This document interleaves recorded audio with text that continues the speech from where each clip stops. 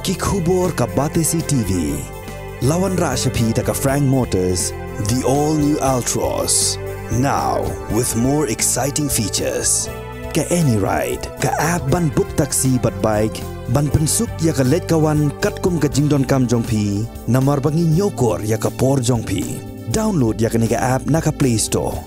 Ka IZ Group of Institution Bangalore, kadai ka college babatam na banta ka jingpuli nursing but paramedical course, hospital training, thinyo scholarship but 6% ka kam, haki hospital bahedo ha India but shabari.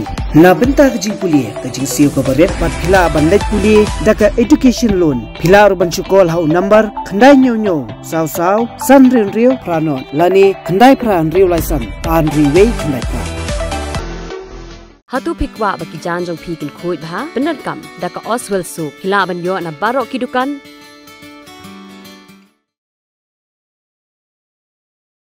semput menteri rang bak kajalau bak sengau halang dhar ulai thuo bak sarkar Meghalaya bat sarkar Assam kala patha yo deputy commissioner joka East Jante Hills bat yo deputy commissioner joka Cachar ban Hiar Jurip lang ya ka Shnong Baikam kabadan ha khaput ban pha ya ka kai phot chak regional committee joka Meghalaya bat Assam Ubak sengap halang badai chairman jok regional committee nak benta ka Jante Hills ulai thu akila pathai kubor bayakani kara da shem ha jilang ka long ha kyang dangshen ha pedang kinong mikhamat nak Meghalaya bat Assam banya tai lor ka issue khapon ulai thu ru pakasnong Baikam kalapau ha ka jinglait sorjemen hadien baladep esoi ya ka memorandum of understanding ha pedang ka sarkar Meghalaya bat ka sarkar Assam house name arajar fuar ha ka baladep ban penbek hadon riutli jaka kibadan hakajing Japun. Everything is okay. MOU has been signed, and there is one village during the survey time when the people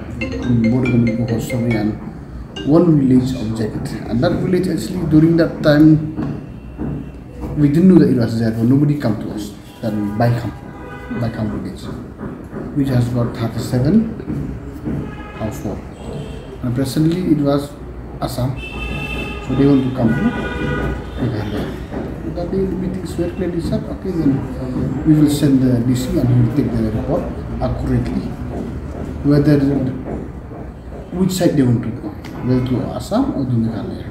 Some of them want to Meghalaya, some of them it seemed not 100%, so we discussed both the DC from Cachar and Assam. It's time to go and visit and take the report, exact report, and send my DC will send to the respective committee, and from Assam DC he will send to his respective chairman, and then will send to the state government, and both the chief will send to the government. That is simple. Only thorough survey. That is wherever the perils I think will go in the land. We will go for inspection to the site from DDC, and he will take a report, exact report where they want to.